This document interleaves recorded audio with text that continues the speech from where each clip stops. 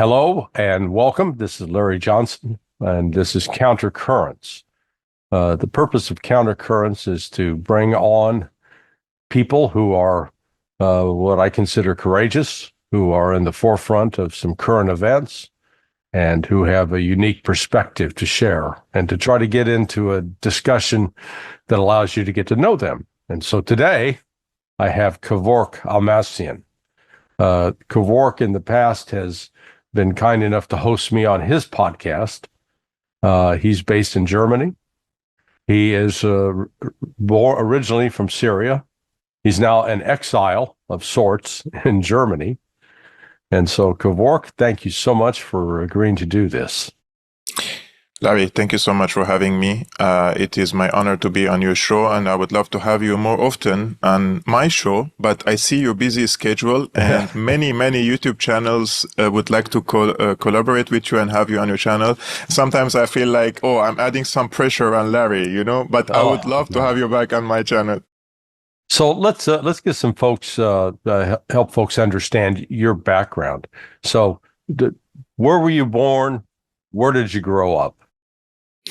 This is a great question that I like to explain, especially to your American audience. A century ago, when the Armenian genocide happened under the Ottoman Empire and then the Young Turk, government, my ancestors are of an Armenian ethnicity, and we used to live in the current southern Turkey, especially between Kilis and Gaziantep.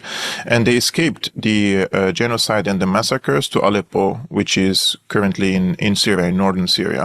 So my family, extended family, they found refuge and safe haven, let's say, in Syria, and many of the Syrians protected my ancestors when they escaped there. So I was born and raised in Syria. I was born in 1987, and I studied my elementary, secondary, university, everything in Syria. And I learned English in Syria, actually. And then, because of I studied international relations and diplomacy. This was my passion about politics for a long time, especially because I grew up with the stories of the Second Intifada, and then the invasion of Iraq happened, Lebanon invasion.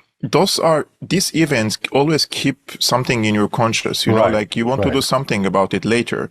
So I was motivated to get involved in politics to bring some change, not only in the broader political spectrum, but also in Syria, because I'm always interested in political reforms, especially now that they call Syria a dictatorship, right? My university sent me to Paris to study European affairs because I had high GPA grades. From Syria, I went 1 year exchange program to Paris, particularly to Sciences Po.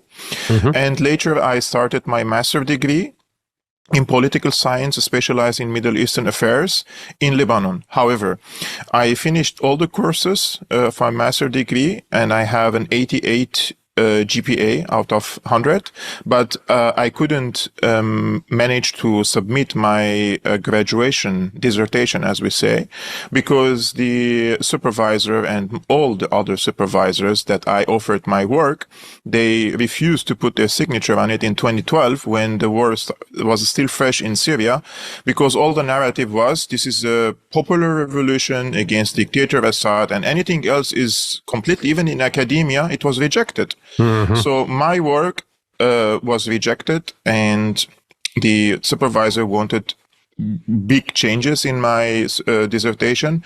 And I learned the hard way that I have to be a little bit stubborn about these cases, because once you start to compromise, even in academia, then your work will be published in the library, and people will go and use your work as a source later for what happened in Syria. And I refuse to do that, because this is my country, and I stand firm with my convictions. And I believe that what happened in Syria were two different things. One, it was an Islamist insurgency against a secular government. And secondly, it was a covert operation by the CIA and also the Pentagon, who funded these insurgents in Syria, right? Yeah. And I refuse to call it a democratic revolution. This was the conclusion that I reached at the end of my dissertation. And the supervisor refused to put his signature, and I still haven't gotten my master's degree, but I am adamant, and I will continue on my stubbornness until I get to convince the supervisor to accept my conclusions. Have you published that? Is it published and available for people to read? No, I will publish it as a book later when it gets submitted, because nowadays I see that my knowledge has expanded also about the Syrian war itself and its interconnection with the Ukraine war. Many people do not see there is a linkage between Syria and Ukraine, for example, and why these wars started simultaneously, because the Ukraine war didn't start in 2022, it started in 2014 after the coup, and the Syrian war was ongoing back then. This was a grand strategy by the US neocons, basically, to kick the Russians out of the waters, and especially from the Black Sea and from the Mediterranean. So by coupping the previous government in Ukraine, the first thing the new government wanted to do is to kick out the Russian fleet from the Crimea. So the Russians went in, they held a referendum, and they captured Crimea because they wanted to keep a foothold in the Black Sea. And historically, many wars have been fought over the Black Sea. And similar case was in the Mediterranean.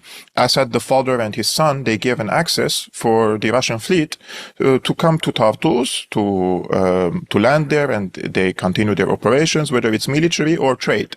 So the Russians saw that they're going to get kicked out of the Mediterranean as well if they don't come for help in Syria. This was one of the reasons. The second reason was because of this jihadi scene that the CIA recreated, let's say, copied the Afghanistan scenario in Syria.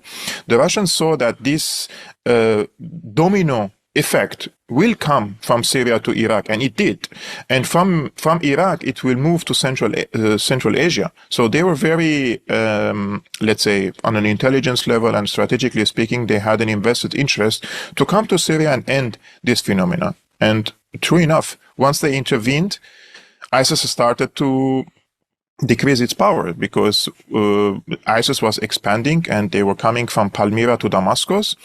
And if you remember John Kerry's leaked audio when in late 2015 he met with so-called Syrian opposition figures in Washington, D.C., and somebody was recording it in secret. And John Kerry said, and I'm paraphrasing him, that we were watching the expansion of ISIS and we thought that's a good idea to let them expand, because this will increase the pressure on Assad and then he will come for a compromise.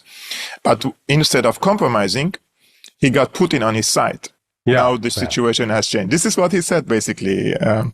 So this is my understanding, let's say, the linkage between Ukraine and Syria. Yeah, I think the problem in the West, particularly here in America, is that people look at the events of the U.S. invasion of Iraq in 2003, and then the so-called, the uprisings throughout the Middle East in 2011, 2012, as disparate, as completely separate, as having nothing to do with each other. And yet the creation of ISIS growing out of the U.S. invasion of Iraq, and then its a migration into Syria, and then the United States turning to use it so cynically is is shocking. How old were you when the let's say the rebellion started? Yeah, just a quick note, because you mentioned that the reemergence of ISIS from Iraq to Syria. This is something we can prove, because the Defense Intelligence Agency of the US in 2012, they have submitted a report to former President Barack Obama, warning him and telling him clearly that the insurgents, the Al-Qaeda insurgents, are the driving force behind this revolution, let's say, quote unquote, against Assad in eastern Syria. And they told him clearly that this wave of this jihadi scene is coming also from Iraq to Syria, and it's going to expand. And they say in this document that many of the Gulf countries see this as a positive development in order to oust Assad. And despite the warnings of the Defense Intelligence Agency of the US, Obama put his signature on Timber Sycamore, which was the covert operation of the CIA in Syria. And they spent $1 billion per year between 2011 to 2018 on these jihadists. And this is only for the covert operations. We're not speaking about the Pentagon's training and the weaponry and other European countries, for example, the Netherlands, the regional countries, Turkey, Qatar, Saudi Arabia. It was it is over $200 billion operation in Syria, which killed 500,000 people. And all is now blamed on Assad, because if you follow the mainstream, everything is on Assad. Now, your question was where I was when it all started. How old were you when that all started? So I was studying my political science in Beirut, but I used to go regularly to Syria during the war to visit my family and also for journalistic work, both to Aleppo, Homs, and to Damascus. I've been to different front lines against ISIS, for example, in Damascus, when they were occupying the Al Yarmouk camp. And I've seen a lot, Larry. And in Syria, when you're there and you see the type of an insurgency is still ongoing against the government, you have no choice but to say, I stand with the government. Because clearly, the people who are carrying out the fight against Assad, whether you agree with Assad or not, are Islamist, Al-Qaeda type insurgents. And if they capture me, they don't have to interrogate me, because once they check your ID, Syrian ID, and they see you're a Christian, you're dead. You don't have a way to negotiate with them and say, no, but maybe I'm with the revolution, please spare my blood. No, there is no way to negotiate with them. In 2012, I will mention this example, an armed group directly financed by the CIA in Aleppo and trained by the CIA in Aleppo, and the leader of this group used to be called Haji Maria. They captured my brother. This was in mid-2012. And he was captured with his girlfriend and in the car. So they took him and her and the car, and they took them to one of the headquarters of these militants. And they called my father. Those are the moderate rebels, right, that Obama used to call them. They said to my father that your son is alive with us. If you want to see your son again, you need to pay $20,000, or we will send the head of your son to your doorstep. So they will slaughter him. And in this incident, when they made a call with my father, I was on a Zoom call with my father at the same time. So he was talking to me on his laptop, and he received a phone call, and he said, "Oh, it's your brother calling." And I said, "Pick up the phone. Let's also have like a group chat." Yeah. And he picked up the phone, and my brother is speaking Arabic to him. We don't speak Arabic at home because we are Armenians. We speak Armenian at home. I hear him on the the Skype call that he's speaking Arabic, and he says, "Dad, this is a serious situation. I got kidnapped.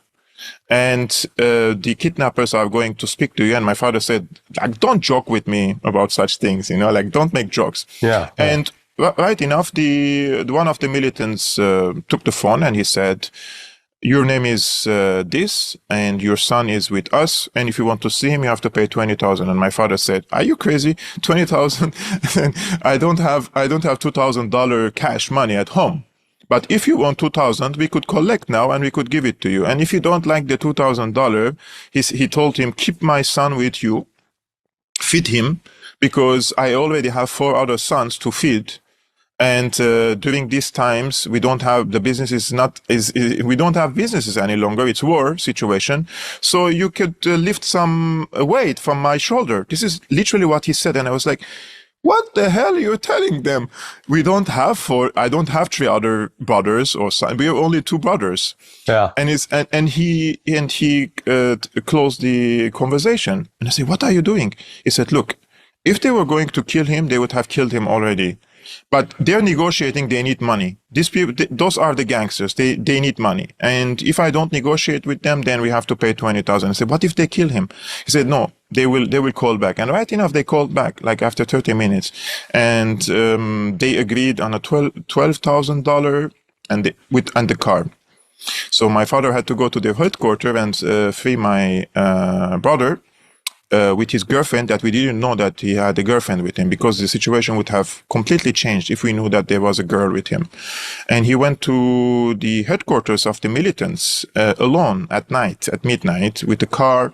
I thought that they will never come back after this, my father and my son, my brother, but we didn't have any other choice but to go to their headquarters.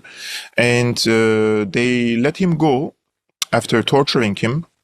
My brother was tortured. She was not tortured. And he was called all sorts of names for being a pig, because they called the Christians pigs and this and that. Right. So, yeah, it is traumatic for many people who experienced this. And I'm not saying that the people who were anti-Assad aren't also traumatized, because this was a war. Both sides were fighting each other. But trying to portray it as if there was one side using militant force against ordinary citizens, this is completely false. From day one, the government lost many of its police and its security operatives. And the strategy back then was that we shouldn't tell our people that we're losing soldiers or security operatives, because then they will think that we're weak. You know, it will give the impression that the government is not strong enough. So they hid it for 3 months. What's going on in Syria? The government completely shut down the press. They didn't, they asked the press not to report about the casualties in the government side. But then in June 2011, this was only 3 months after this insurgency, the so-called rebels themselves, they posted a video of them slaughtering 120 Syrian soldiers and security personnel in just a shur. This was in Idlib. And this was the case that you can't deny any longer. This was posted on social media, this was documented, and everybody saw it. And even the US ambassador, the UK ambassador back then, they went to this location and they checked themselves what happened there. So, and despite that, they continued supporting the insurgency because they were tasked to topple Assad. Yeah, and this Western obsession to get rid of Assad was, I've always characterized it entirely caught up with Syria's role as being seen as friendly to Iran. This ultimately was to try to get rid of, divide, weaken Syria in order to protect Israel. Would you agree with that assessment or not? I totally agree with you. There are a few things with this. When Assad, the son, came to power, they were celebrating in Washington, in London, in Berlin, in Paris, because Assad, the son, he is progressive compared to his father. Yeah, he studied medicine. He practiced in London, and he met his wife, who was born and raised in London, of a Syrian origin, also there in the UK. So they thought that those are modern couple, progressive, liberal, coming from the West, studied there. I heard that he used to drink some wine when he was in London, the usual things that they try to persuade the leader. Oh, you're a reformer. You're coming to bring democracy to Syria. We will include you into the international community, this and that. But this has taken only 2 years. Like between 2001 and 2003, then the invasion of Iraq happened. And Assad knew that this is not about Saddam Hussein. This was about destroying a big civilization, and this will reflect negatively on Syria. So he took a decision to fight against this occupation. And this was the time when Syria started encouraging the resistance, let's say, in Iraq. And this is very important, Larry. People always say that, but Assad encouraged the terrorists to go to Iraq. I will mention this very clearly. The Syrians were supporting the resistance against the US. The US intelligence apparatus, they were supporting the radical elements in this so-called resistance, especially the Al-Qaeda types people, in order to break the resistance and in order to cause sectarian divisions in the Iraqi society. This was a state policy of the US to encourage these Al-Qaeda type people in Iraq to attack the Shias, for example, to attack the minorities, to loot the artifacts of Iraq, etc., etc. Similarly, happened in Syria. Now here, the Secretary of State of the US came back then, Colin Powell, to Damascus, and he said, look, You have to follow our dictates. We are victorious now in Iraq, and we have demands from Damascus. You either submit to the demands or else. And what were the demands? They didn't ask for democratic change, parliamentary elections, LGBTQ rights, all this stuff. Yeah, no. You're right. they ask Assad to cut his strategic relationship with Iran, like you mentioned, and most importantly, to close all the offices of Hamas, Islamic Jihad, Hezbollah, and stop giving them tangible support. So Assad rejected it, and Bush administration considered him a part of the axis of evil, so imposed sanctions on him. But this is my conspiracy theory. We could discuss about it. Probably in the future, everything would be clear, because things can be seen as a conspiracy theory now, but in a year, 2, 3, or a decade, everything would be seen as just a reality. I think that also when Assad rejected this deal with the US, they decided to kick the Syrian forces out of Lebanon. For context, when the civil war in Lebanon erupted, I think this was in 78, the Arab League authorized the Syrian army to go to Lebanon and end the civil war.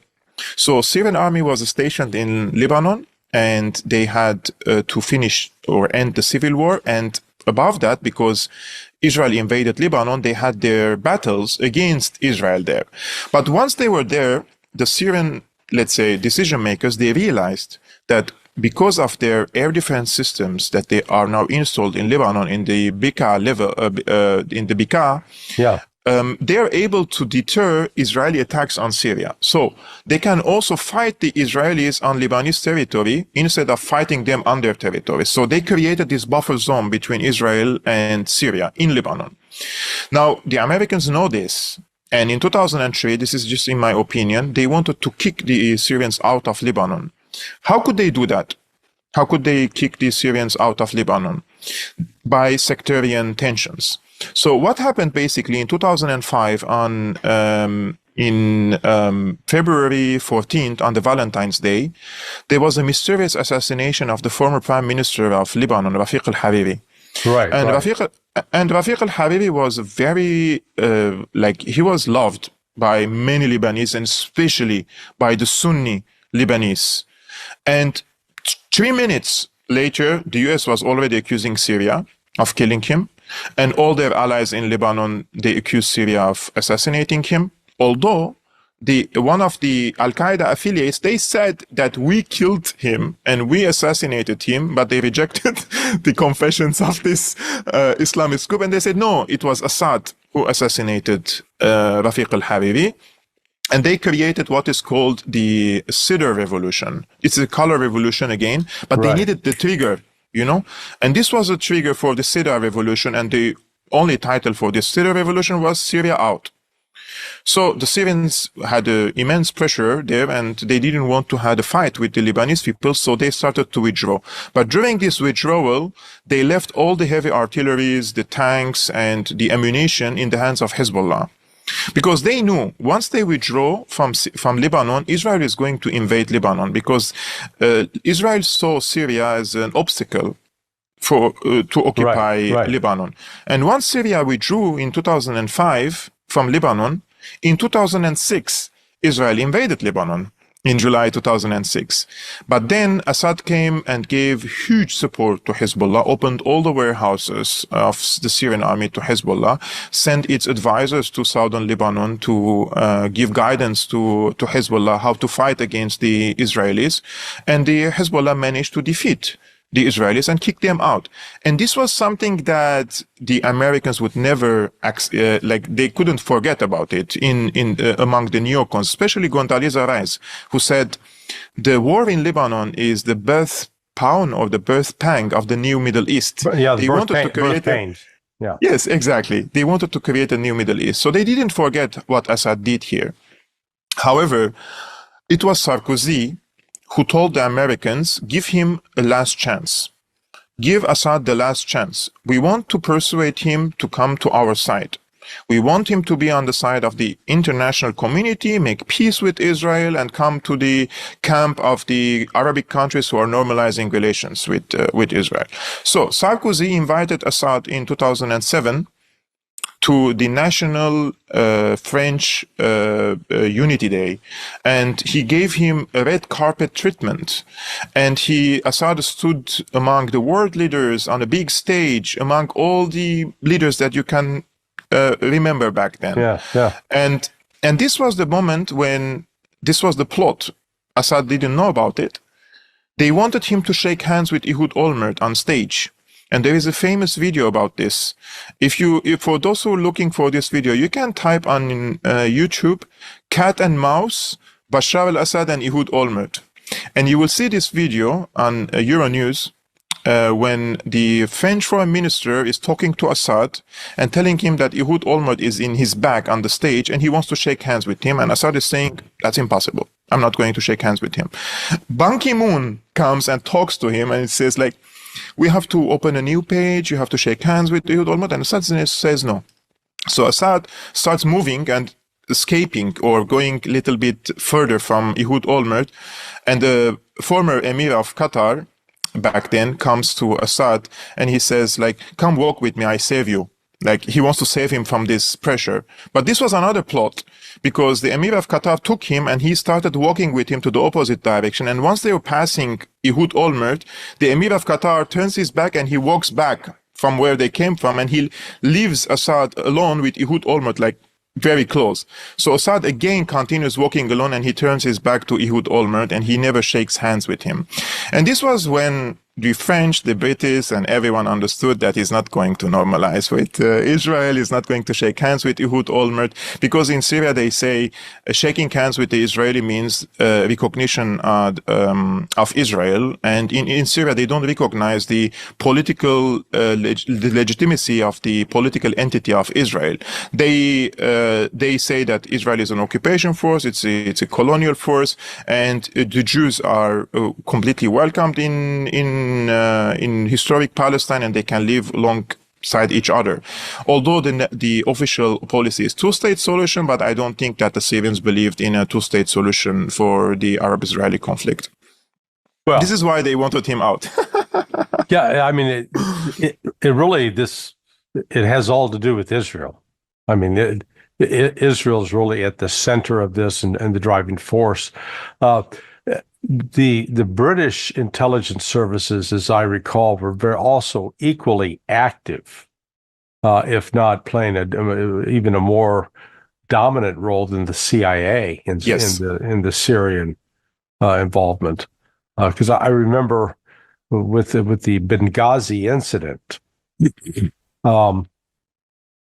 you had David Petraeus, the then CIA director.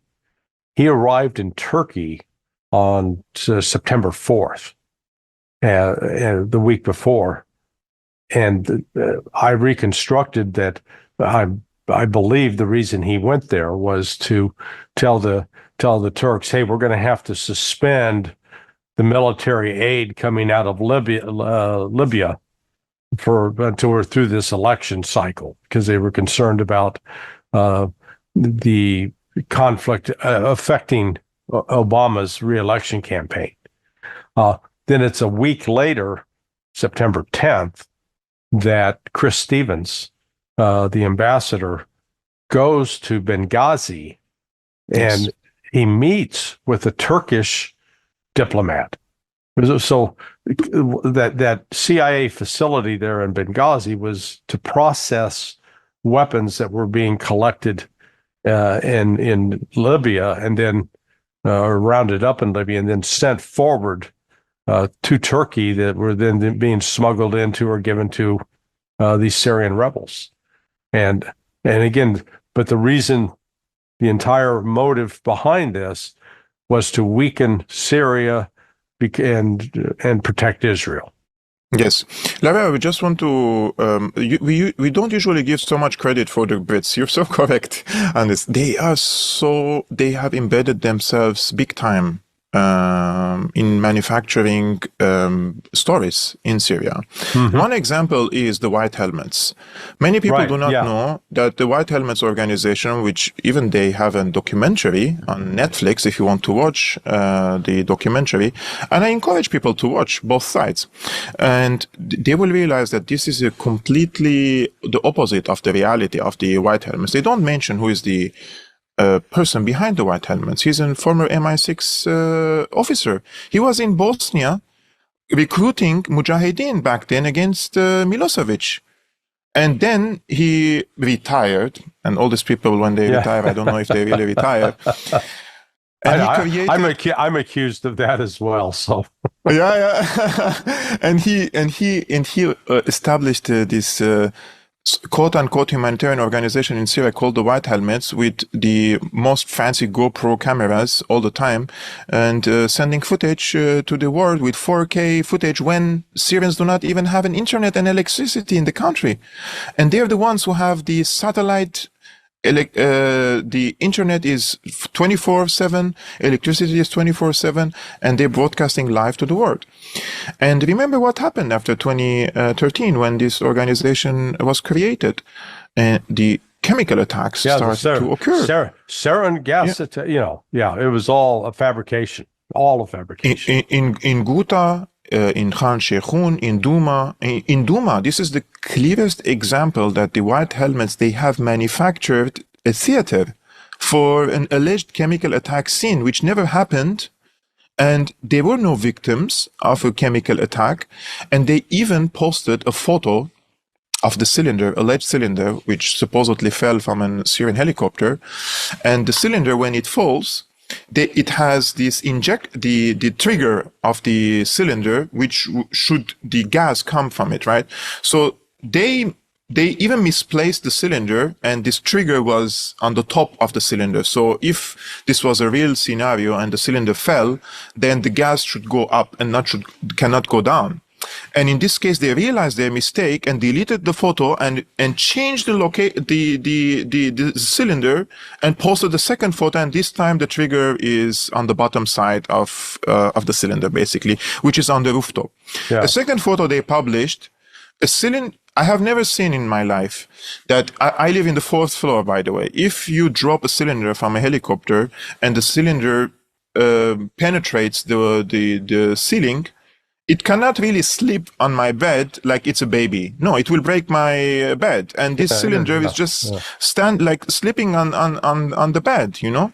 And everybody knows that these were fabrications in Syria and provocations to trigger foreign intervention in the country. Unfortunately, many people still believe that these chemical attacks either happened or the government used this sarin or chlorine gas. I will give them a hint. I will give them something about this to think about it, because Seymour Hersh did a brilliant investigation about the first or the second chemical attack which happened. Sarin gas being used. This was in August 15th, I believe, in Ghouta. Right. Larry, I will just give you a context and you tell me if it makes any sense. So this is happening in August 2013. And in March 2013, a chlorine gas were used on Syrian army position in Aleppo. So the Syrian government said, we were attacked by a chlorine gas, and we want for the UN to send their expert teams to come to Syria to investigate whether a chemical attack happened, and two, who did it, right? And it took them 6 months to send teams to Syria. Why? Because the Americans and the Brits, they were always finding an obstacle not to send teams to Syria to investigate what happened. They want for the time to pass, for the traces also to disappear. And finally, they accepted it, but only to determine if a chemical attack happened and not who did it. And they arrived to Syria, to Damascus, on the day before the second attack in Ghouta, which killed 1,200 people. So they arrived to Damascus, they go to the government buildings to get the licenses and also check on the security, because they need security to go to this chemical attack scene in Aleppo, and they get all the permissions. So they come back to the hotel, and the second day they have to go to Aleppo, right? Which is 400 kilometers to the north of Damascus. They go to their hotels and they go to sleep. And the same night, a chemical attack happens in Ghouta. And they accuse Assad of using a sarin gas there. I mean, Right. You don't need to be an expert to understand that somebody wanted to abort this UN mission to go to Aleppo and see if a chemical attack happened against government forces. And fair enough, it has been aborted. The UN experts didn't go to Aleppo. The mission has been aborted, and Obama threatened Syria with invasion and bombing the country. Everything went into mess. Yeah. And during this time, the British intelligence, like you mentioned, they had assets in Eastern Ghouta, and they sent a report to Obama administration telling him that this sarin gas is not from the stockpile of the Syrian government, because they have their own codes. Every gas components, they have their codes, and it doesn't match the Syrian army chemical stockpile. So Obama backed one step back. He took one step back and he said, "Now I want the approval of the Congress," because he wanted to bomb Syria. But then he changed his mind. He said, "I want now the approval of the Congress." Why? Because the Brits showed him clearly that in their clinical trials and the tests on the attack, that this was a sarin component, but it wasn't from the stockpile of Syria, but rather this came from Turkey. So who gave this sarin? Is it from the Libyan stockpile? Is it from Saudi Arabia? Is it from... We don't know who supplied them with this sarin gas, but it came from Turkey. This is what we know. But until this moment, this issue is still raised on social media platforms and said, like, attributed, and they say this is, because look, if you portray Assad as he's a butcher, he's a psychopath, he's someone who is unstable, and he wakes up in the morning deciding to kill his own people, so he's unreasonable, irrational, and you don't show his interviews to the public, people would think that he's some crazy nut job, and he would do something like this. But if you show your people Assad's interviews and you see that the guy is completely stable, and he's even ahead of his time compared to the American officials and the European officials, and he speaks fluent English, and he understands geopolitics, technology, social affairs, and everything, you would say, no, this guy is not a nut job to call the UN experts to come to Syria and wait them to go to their hotels and then gas his own people when the UN experts are there. Well, actually, let me give you some additional perspectives on this. So back then, I was still holding top secret clearances. I was still involved directly working with U.S. military special ops in terms of scripting exercises. And we were actually, I was down at Fort Bragg working on an exercise when all of this was unfolding. And I remember saying, when the report came out about the chemical attack, this gas attack, I went back through the preceding 6 days of every morning, the Defense Intelligence Agency produces a classified briefing for both the Secretary of Defense and the Chairman of the Joint Chiefs of Staff. And they have one that's top secret and one that's secret. So I was looking at both of them. There was not a word, nothing about Syria, nothing. I mean, and why is that unusual? Well, U.S. intelligence had been, along with the Israelis, monitoring the Syrian military units that do the chemical weapons attacks, because Syrian chemical weapons they're called, they're a binary, which means they are inert when they're kept apart, but when you combine them, then they become an active agent that can kill. But once you mix them, you got about 36 hours. So in other words, you would see activity among the Syrian military unit with that responsibility, and there was no activity, nothing reported. And so there was none of what you would expect to be intel reporting about this incident. And that's when I realized this was a setup. This was staged. This was theater. It was not real. Yeah, it was aimed at the stripping Syria of its chemical weapons, and I'm not a proponent of having chemical weapons, and I think it's already outdated. But Yeah. in the 70s, when Israel developed its nuclear program, Syria didn't have the capacity to develop a nuclear program, so they developed their chemical program as a deterrent measures against Israel, which occupies the Golan Heights up until this moment. So this was the moment when Syria had to give up its chemical stockpile, and this was a compromise that Russia initiated between the US and Syria, and otherwise the US would have bombed all the what they call the vital strategic regime positions. So they would have basically destroyed the major military capacity of the Syrian army and allowed the rebels to occupy Damascus, just like they did with Libya, right? So this was something that the Russians mediated and they stopped it. And the second thing with these chemical attacks, it also gives you can use it as a justification for whatever you're doing in Syria, covered, non-covered, supplying arms, because you have to help these helpless Syrian people fight against the tyrant Assad, right? It has been used in multiple ways against Syria. And now, remember, after Syria gave up its chemical stockpile, Israel bombed Syria over 1,000 times. Yes. Before that, they didn't dare to bomb Syria just like regularly, like they do now. Syria lost its deterrence capacity, and I don't think that there is really an effective way to deter the Israeli and the Americans in the region unless you have a type of a weapon that can cause like a serious damage to them. And this is Syria doesn't have at the moment. So Syria is exposed to this type of attacks. However, Syria changed its strategy, and now they are increasingly giving more sophisticated weaponry to Hezbollah, for example, and Hezbollah is carrying out these attacks against the Israeli positions there. Syria is not out of the scene. It's not out of the equation. Syria is present in this current ongoing conflict in the Middle East.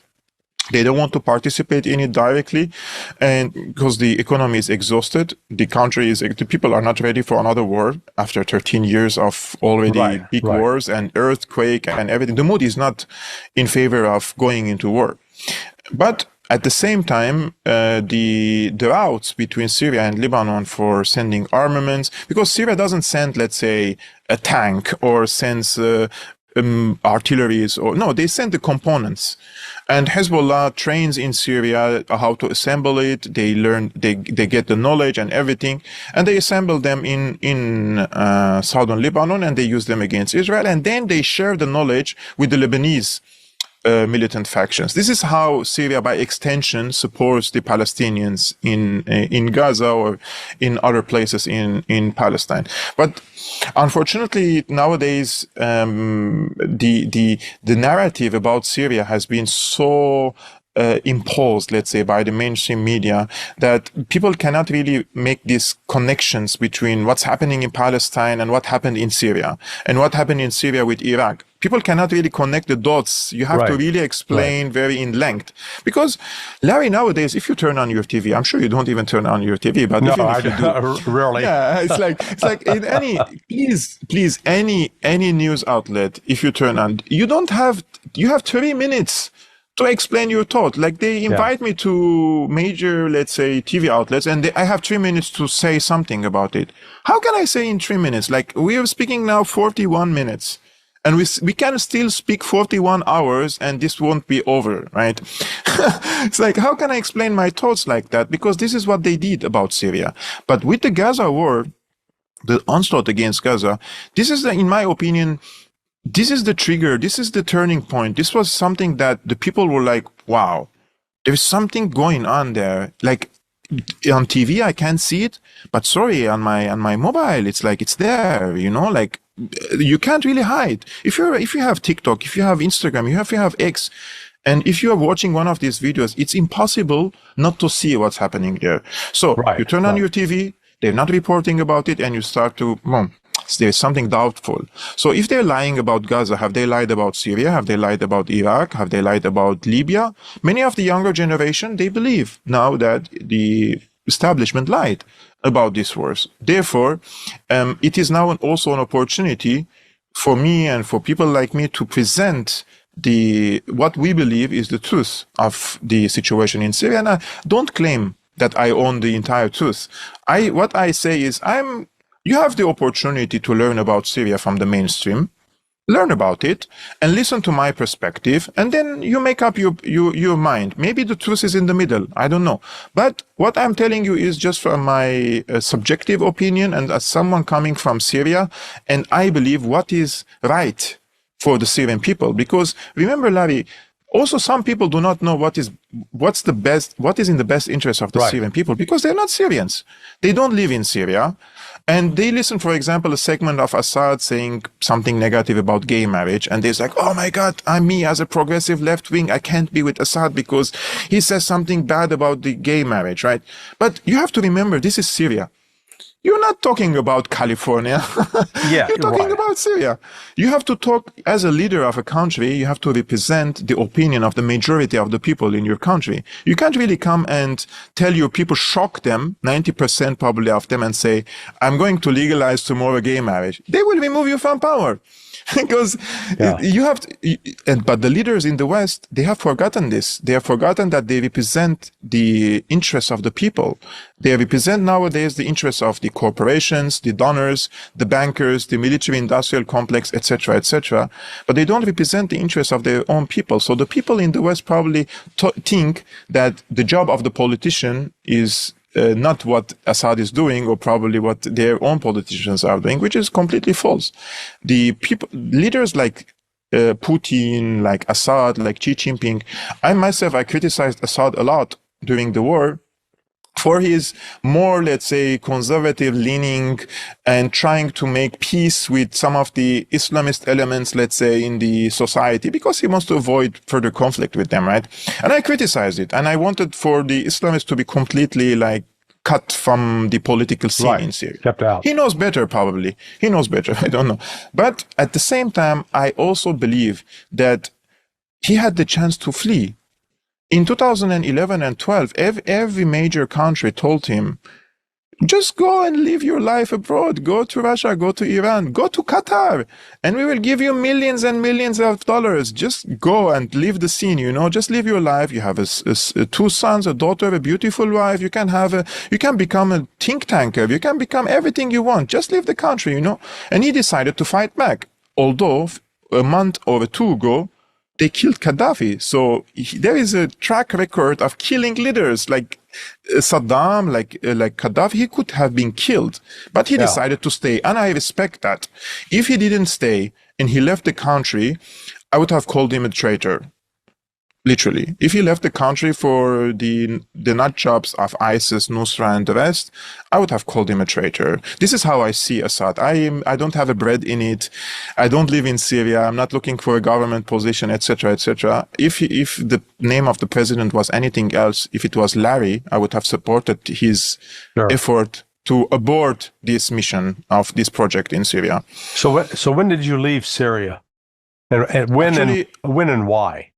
Yeah, this was in October 2015. Half the city of Aleppo was occupied by al-Nusra, which is the offshoot of Al-Qaeda in Syria. Right. They imposed a siege, which is, I'm sure that it is not reported in the mainstream.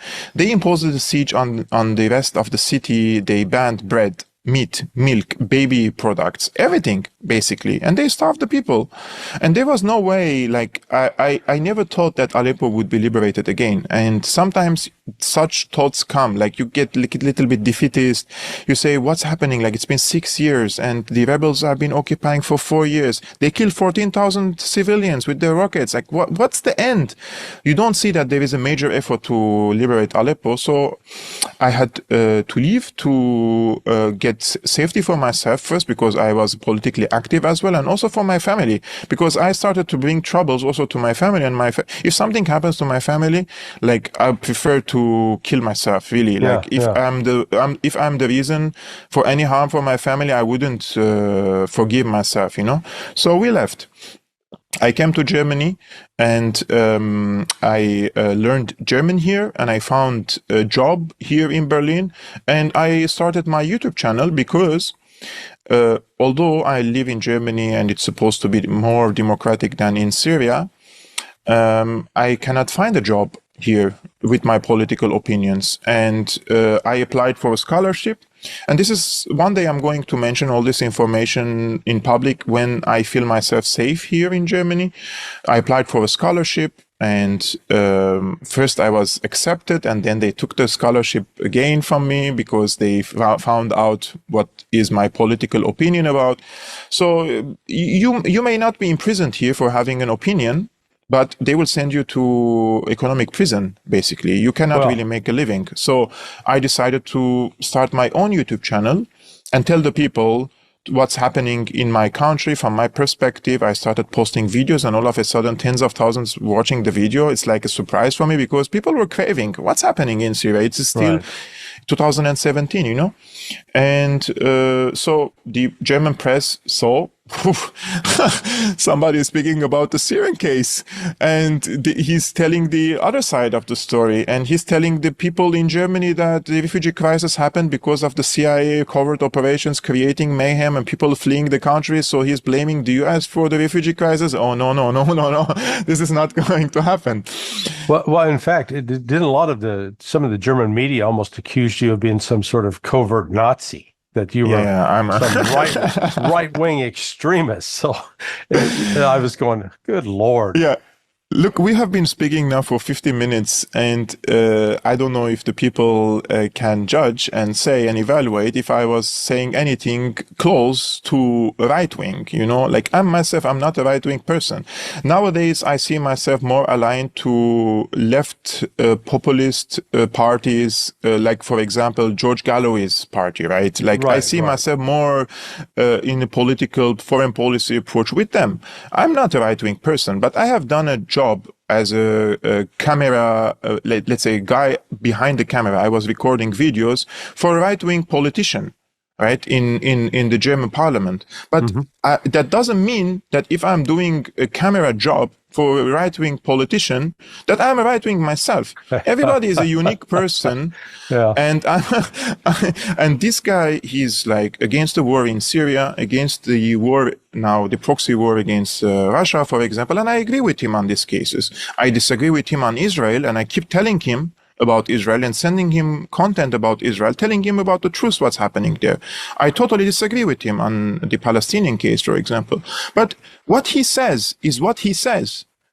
And it's not on me if I'm recording a video for someone and giving him the material and saying you can post it on your social media. Right. I'm doing a job. And at the end of the day, Larry, we all have to make a living.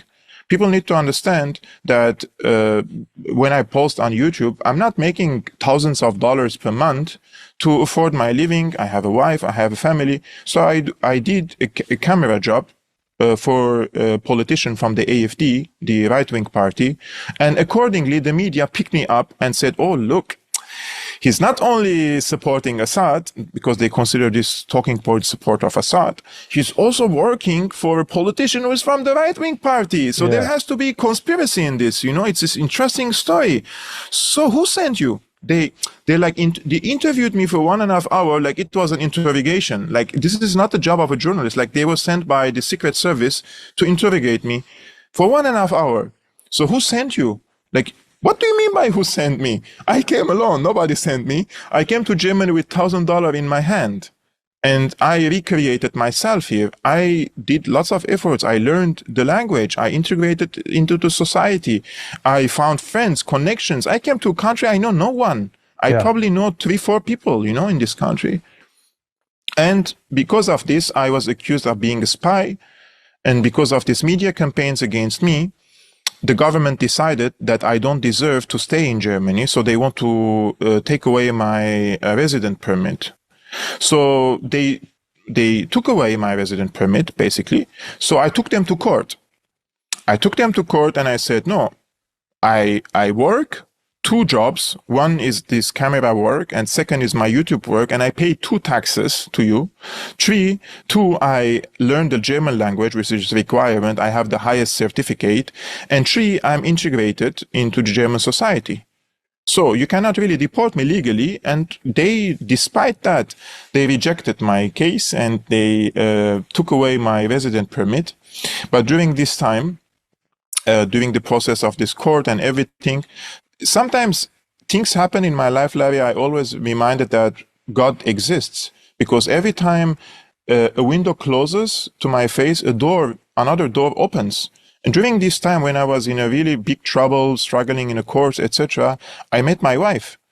And after a year, we got married and we did the wedding here. So because I'm married to a German, they couldn't deport me from Germany. Yeah. Other than that, I would have been now kicked out of the country for having an opinion. Mm-hmm. So it really bothers me to, I'm not a radical person. I'm not saying something really out of extraordinary, I'm just really speaking logic and connecting the dots. But this is more dangerous to them, because if you are someone just yelling and shouting and just, making no sense, this is not dangerous for them. If you're really convincing, you are telling a story to a German person and convincing him, this is dangerous. Yeah. This is dangerous for the narrative. Yeah, and we're seeing that across the so-called enlightened Western countries.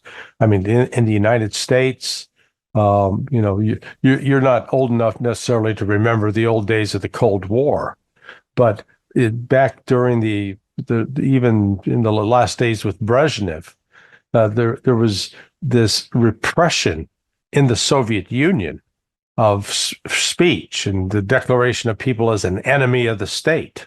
Yes. And now I've lived long enough to watch a complete reversal where you have greater freedom of speech in Russia today than you do in places like Germany, like England, like the United States. As long as unless you stay within certain topics, if you stray outside of those and do like what you've done, you become a target of attack.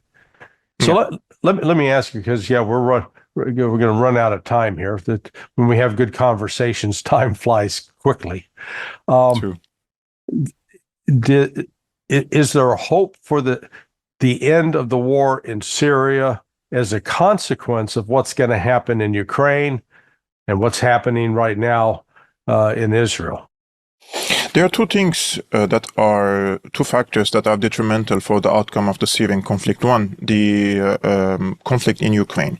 So a few days before, I think this was 2 days before the Russian offensive on Ukraine, Shoigu, back then he was the defense minister, he was in Damascus and he spoke to Assad. And my sources say that the Russians told Assad basically that you represent the front line against US hegemony in the Middle East.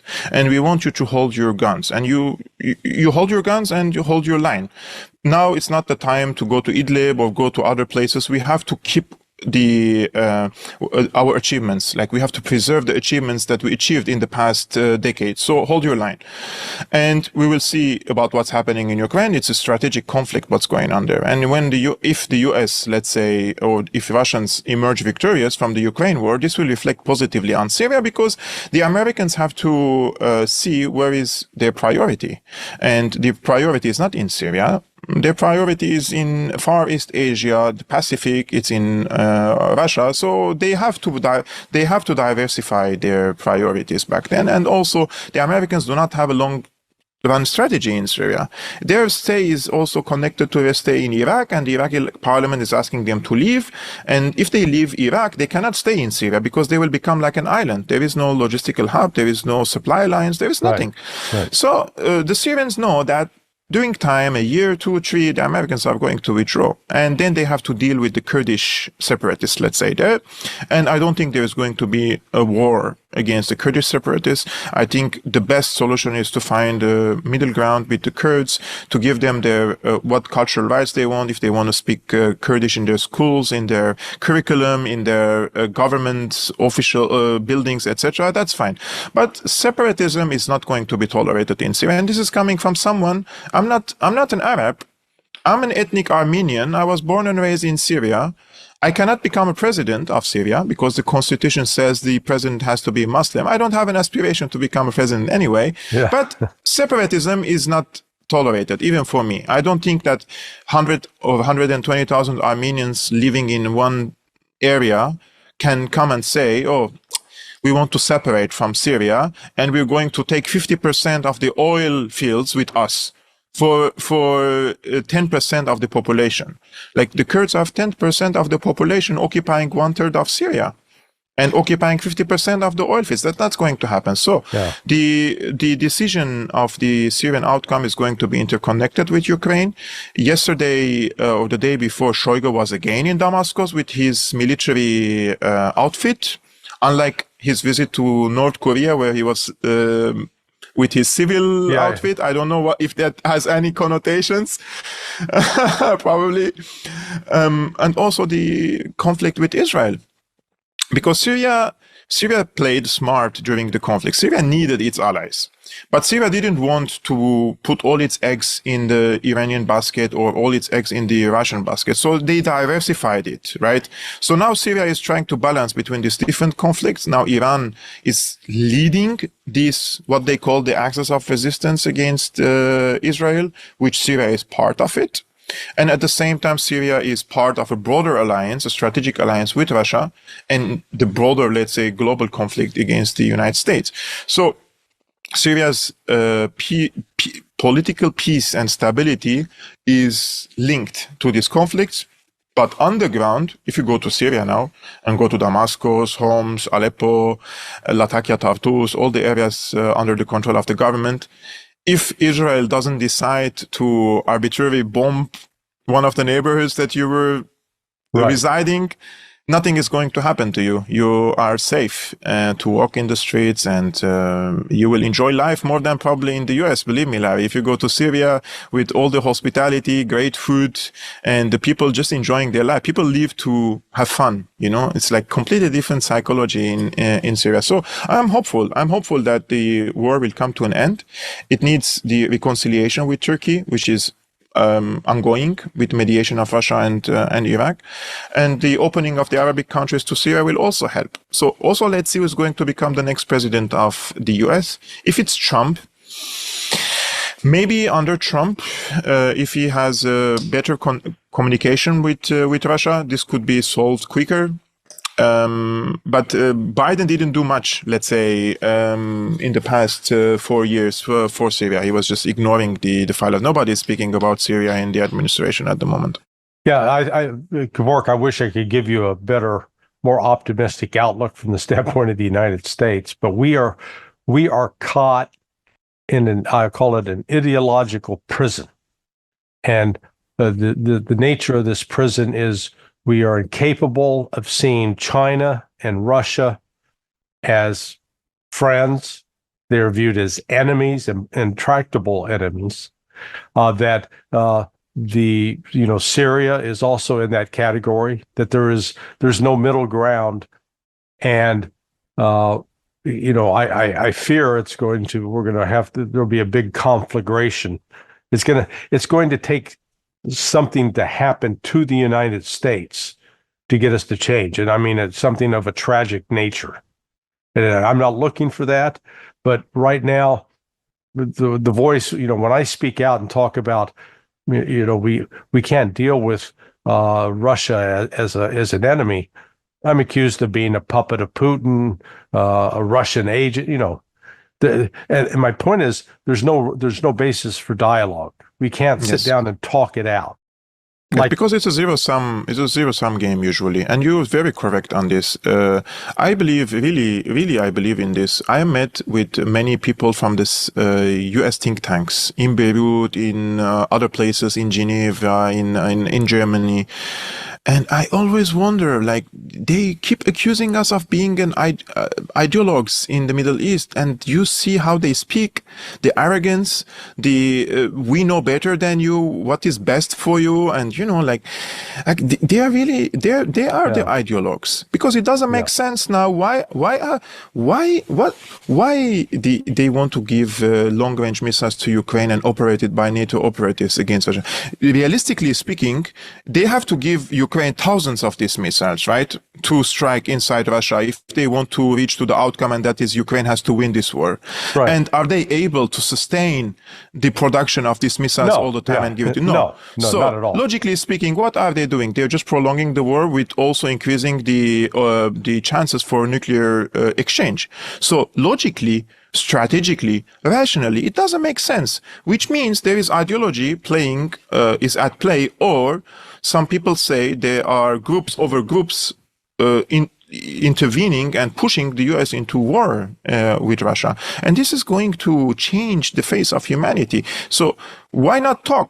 When me and you, we have thousands of kilometers between us. I was born in Syria, you're born in the US. We have completely different upbringings, but then we can find mutual ground between us. Yeah. Why can't the politicians do that? This is their job.